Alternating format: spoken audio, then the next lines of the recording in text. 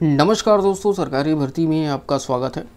दोस्तों बात करेंगे आज संज्ञा के बारे में। ठीक है, हमारा हिंदी व्याकरण शुरू हो गया है। जो चीज़ें मैंने आपको बताई हैं उसके बारे में हम डिस्कस करेंगे अच्छे से। पिछले वाले वीडियो में आपने देखा होगा जो मैंने मुख्यतः 5 चीज़ें जो बताई हुई हैं, संज्ञा, सर्वनाम, विशेषण, क्रिया, ये सारी चीज़ें जो है स्टेप बाय स्टेप देखेंगे और इनके भेद देखेंगे, एग्जाम्पल सहित देखेंगे और अच्छे से आप समझोगे। ठीक है, तो देख लेते हैं। यहाँ पे मैं हाइलाइटर ले लेता हूँ तो थोड़ा सा बेस्ट होगा। ओके, संज्ञा किसे कहते हैं? संज्ञा वह शब्द है जो किसी व्यक्ति, प्राणी, वस्तु, स्थान, भाव आदि के नाम के स्वरूप में प्रयुक्त होते हैं। अतः सभी नाम पदों को संज्ञा कहते हैं। समझ गए संज्ञा किसे कहते हैं? स्टार्टिंग से ही आपने पढ़ा होगा। इंग्लिश वाली में बात करूँ, हालांकि हिंदी में हिंदी और इंग्लिश की बात नहीं कर रहा क्योंकि हिंदी की सीरीज चल रही है पूरी हिंदी व्याकरण की। तो इंग्लिश में अगर आप ट्रांसलेट करें तो सेम यही अर्थ निकलता है कि किसी व्यक्ति के, किसी वस्तु के, किसी स्थान के या किसी भाव, इमोशन आदि के जो स्वरूप है, इनमें जो प्रयुक्त होते हैं इनको हम संज्ञा कहते हैं। ठीक है, समझ में आ गया संज्ञा किसे कहते हैं? ओके, बहुत सिंपल सा है। तो नेक्स्ट स्लाइड में इसके पूरा प्रॉपर एक उदाहरण सहित हम देखेंगे। देखो, रमेश, ये क्या है? नाम। किसी वस्तु के नाम, जैसे वहाँ पे लिखा होता नाम, ठीक है, वस्तु, ठीक है, स्थान, ये सारी चीज़ें आएंगी, ये हमारी संज्ञा होंगी। तो राम कल कोलकाता जाएगा। ठीक है, तो राम यहाँ पे क्या है? हमारा संज्ञा है। ठीक है, जैसे रमेश, सॉरी राम, ये रमेश है, मैं राम कह रहा था। रमेश कल कोलकाता जाएगा, तो यहाँ पे इसका जो है डिस्क्राइब किया गया है कि रमेश एक व्यक्ति का नाम है, जो कि नाम क्या होता है? संज्ञा। अब देखो, वह पुस्तक पढ़ रहा है। ठीक है, वह पुस्तक पढ़ रहा है, तो अब क्या होगा? यहाँ पे पुस्तक जो है एक वस्तु का नाम है। ठीक है, तो ये हमारा संज्ञा होगा। अब देखिए यहाँ पे कोलकाता और शहर, इसलिए यहाँ पे लिखा गया है कि ये देखो कोलकाता है, वो जो क्या है? शहर का, शहर है, कोलकाता शहर है। तो शहर भी किसी स्थान, ठीक है, के जगह को भी हम संज्ञा का नाम देते हैं। तो ये हमारा रमेश संज्ञा, कोलकाता जो है वो शहर का नाम है, ये हमारा कोलकाता भी एक संज्ञा है। ठीक है, पुस्तक की बात करें तो पुस्तक भी एक वस्तु का नाम है, ये भी हमारा एक संज्ञा है। शेर दहाड़ता है, तो शेर क्या है? नाम है। ठीक है, किसी वस्तु, जानवर का नाम है। ठीक है, तो ये हमारा जो है संज्ञा है। ईमानदारी अच्छी बात है, तो ईमानदारी क्या है? एक भाव है यहाँ पे। ठीक है, ईमानदारी जो है भाव का नाम है, तो ईमानदारी भी जो है हमारा संज्ञा है। अब देखो लास्ट है, इसकी ऊंचाई देखो, तो ऊंचाई में जो ऊंचाई से ऊंचा होना क्या होता है? भाव प्रकट होता है। ठीक है, तो यहाँ पे भी संज्ञा होगा। तो सिंपल सा मैंने उदाहरण ले रखे हैं, आराम से समझ में आ जाएगा। एक बार दोबारा ऊपर जाके देख लेते हैं हम।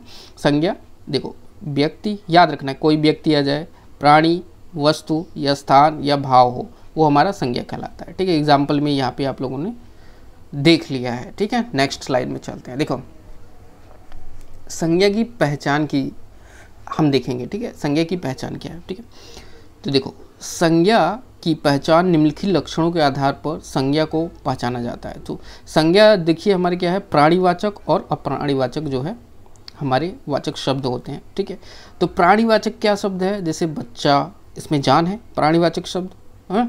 और भैंस, इसमें भी जान है। चिड़िया, आदमी, रमेश, ये जितने भी हैं प्राणीवाचक शब्द कहलाते हैं। अप्राणीवाचक शब्द क्या कहलाता है? अप्राणीवाचक शब्द पुस्तक, मकान, रेलगाड़ी, रोटी और पर्वत। ठीक है, ये सब सारी चीज़ें हैं अप्राणीवाचक, इसमें प्राण नहीं होता है। और कुछ शब्दों की जो है गिनती भी की जाती है और कुछ गिनती नहीं की जा सकती, वो भी हमारे संज्ञा में आते हैं। जैसे आदमी, ठीक है, पुस्तक, केला, इनकी जो है गणना की जा सकती है, इसलिए यह गणनीय है। ठीक है, और अगणनीय, जिसमें गणना नहीं की जा सकती, जैसे दूध की गणना नहीं की जा सकती। दूध को आप जोड़ सकते हो? नहीं। हवा नहीं, प्रेम नहीं, इनकी गणना नहीं की जाती, इसलिए ये अगणनीय है। ठीक है, तो संज्ञा हमारे संज्ञा से 2 बनते हैं, प्राणीवाचक शब्द और अप्राणीवाचक शब्द, जिसमें आपने देख लिया, और इसमें एक गणनीय और अगणनीय होता है। ठीक है, तो ये हमारी संज्ञा की पहचान हो गई। नेक्स्ट हमारा देखिए, नेक्स्ट हमारा है संज्ञा के भेद। तो संज्ञा के जो भेद हैं यहाँ पे व्यक्तिवाचक संज्ञा है, जातिवाचक संज्ञा है। अब जातिवाचक में दो हैं, इनके सब मेन्यू कह सकते हैं, ये द्रव्यमानवाचक संज्ञा है और समूहवाचक संज्ञा है। और तीसरा जो है संज्ञा के भेद जो है हमारा भाववाचक। तो मुख्यतः जो हमारा है तीन है, ठीक है, व्यक्तिवाचक, जातिवाचक और भाववाचक संज्ञा। और इनके साथ साथ इन दोनों को भी हम देखेंगे, ठीक है, इन दोनों को भी हम एग्जाम्पल से ही देखेंगे, ठीक है। चलिए अब देखते हैं व्यक्तिवाचक संज्ञा।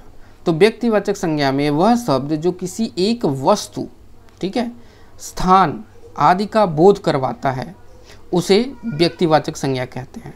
समझ गए? एक बार दोबारा से देख लीजिए आप। वह शब्द जो किसी एक व्यक्ति, वस्तु, स्थान आदि का बोध करवाता है उसे व्यक्तिवाचक संज्ञा कहते हैं। एग्जाम्पल के लिए देखिए, राम जो है व्यक्ति का नाम है और श्याम जो है व्यक्ति का नाम है, ठीक है। अब देखिए इसमें टेबल जो है बैठक का एक साधन है, किंतु एक नाम को सूचित कर रहा है, इसलिए यहाँ पे भी हमारा व्यक्तिवाचक हो गया। व्यक्तिवाचक क्या था? व्यक्ति, वस्तु और स्थान, तो ये हमारा वस्तु। कुर्सी बैठक का एक साधन है, किंतु एक नाम को सूचित कर रहा है, इसलिए यहाँ पे भी जो है हम कुर्सी जो है हमारा व्यक्तिवाचक संज्ञा है। कार यातायात का एक साधन है, किंतु संपूर्ण यातायात नहीं है, ठीक है। कार एक माध्यम है, इसके कारण यह व्यक्तिवाचक को इंगित करता है, तो कार भी हमारा जो है व्यक्तिवाचक संज्ञा है। अब देखिए दिल्ली एक राज्य है, किंतु पूरा देश नहीं है ना, इसलिए यहाँ हमारा व्यक्तिवाचक होगा, ठीक है। स्थान हो गया ना ये वाला स्थान। मुंबई एक राज्य है, किंतु पूरा देश नहीं है, इसलिए यहाँ पे व्यक्तिवाचक हो गया, ठीक है। तो ये हमारी व्यक्तिवाचक संज्ञा की पहचान है। एक बार फिर से देख लीजिए, मैं इसलिए रिपीट कर रहा हूँ कि दोबारा आपको भूलना नहीं है कभी भी, ठीक है। नोट कर लीजिएगा आप लोग। वह शब्द जो किसी एक व्यक्ति, वस्तु, स्थान आदि का बोध करवाता है उसे व्यक्तिवाचक संज्ञा कहते हैं। समझ गए? चलिए नेक्स्ट स्लाइड में चलते हैं। जातिवाचक संज्ञा। जातिवाचक जो संज्ञा यानी जो शब्द संज्ञा किसी जाति का बोध करवाता है वह जातिवाचक संज्ञा कहलाता है, ठीक है। जैसे लड़का, लड़की, ये एक जाति का बोध करा रहे हैं। नदी, पर्वत, ये जितने हैं हमारे जातिवाचक जो है। कहीं भी आप लोगे कि जो भी शब्द या संज्ञा किसी जाति का बोध करवा रहा है वहाँ पे हमारा जातिवाचक संज्ञा कहलाता है, ठीक है। समझ गए? लड़का, लड़की, ये जातिवाचक जो है इसमें बोध हो रहा है, जातिवाचक का भेद।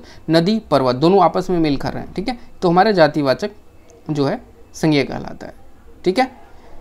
नेक्स्ट हमारा द्रव्यमानवाचक संज्ञा। ये हमारा आपको मैं बता दूं, व्यक्तिवाचक संज्ञा के बाद जातिवाचक के अंदर आता है द्रव्यमान संज्ञा। अगर यहाँ पे देखें पहले वाले में तो देखिए जातिवाचक के बाद द्रव्यमान और समूहवाचक, इसके अंदर आते हैं जातिवाचक, ठीक है।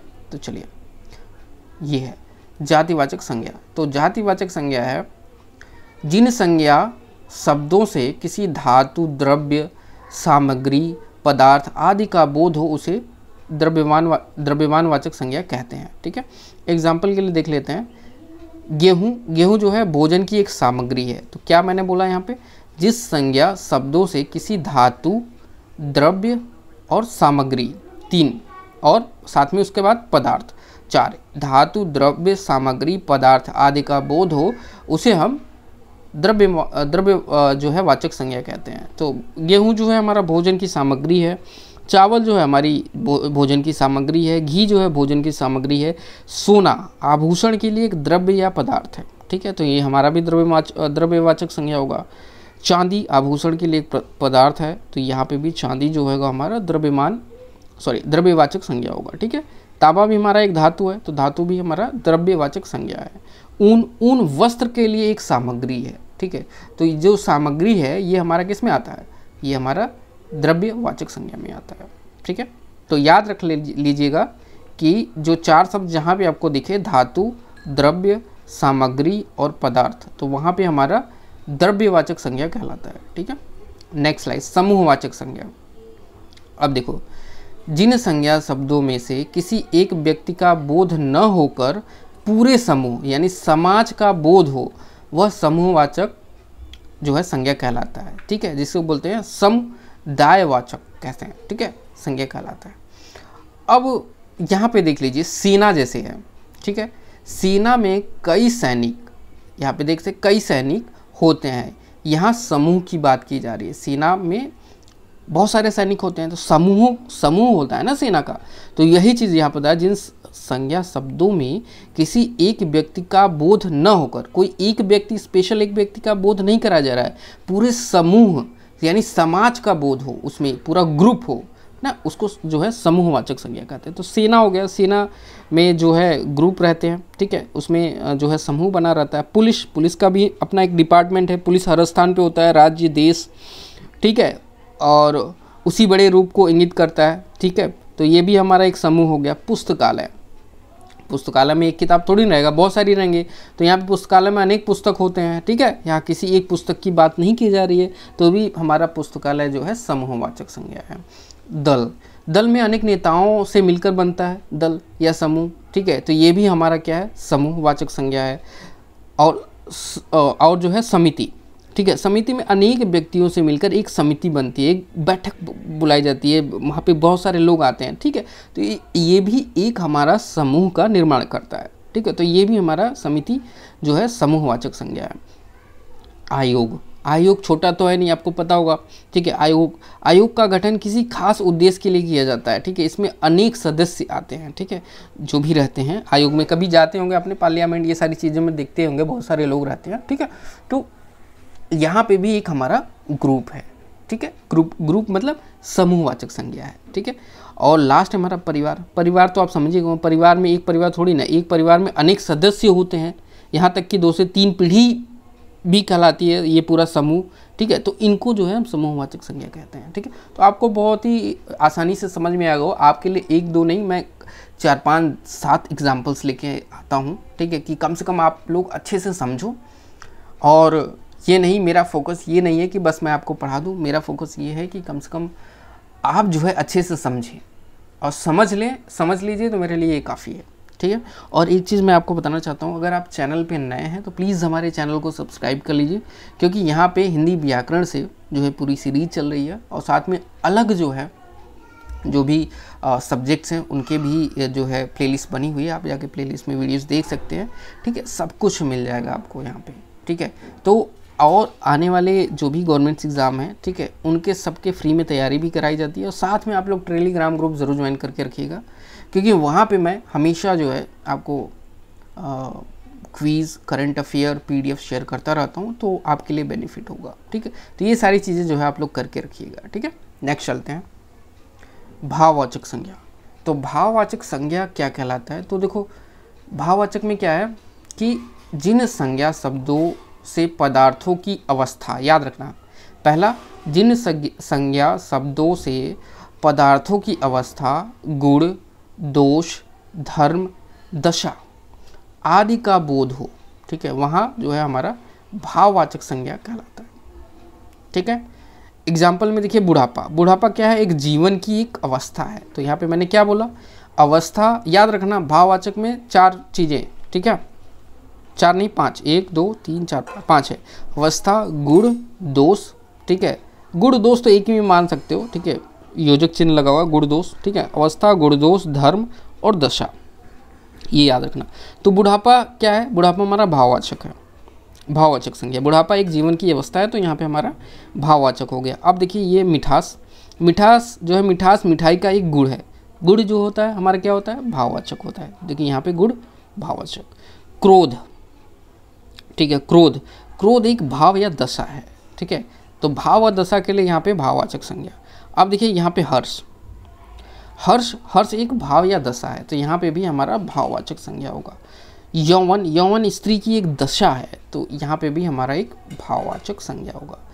देखिए अब यहाँ पे आता है बालपन बालक का एक गुण है अथवा एक दशा और अवस्था है, तो यहाँ पे भी हमारा जो है भाववाचक संज्ञा होगा। मोटापा जो है एक अवस्था होती है, बुढ़ापे में लोग वैसे भी मोटा हो जाते हैं, ठीक है। तो जो मोटापे का इंगित करता है वो भी हमारा एक अवस्था है, ठीक है। तो ये जितनी सारी चीज़ें जो एग्जांपल्स में आपने देखी, जहाँ पे संज्ञा शब्दों से पदार्थों की अवस्था, गुण, दोष, धर्म, दशा आदि का बोध हो, वहाँ पे हमारा जो है क्या होता है, वहाँ पे हमारा भाववाचक संज्ञा होता है। ठीक है, तो आपको समझ में आ गया होगा भाववाचक संज्ञा क्या होता है। ठीक है, नेक्स्ट चलते हैं।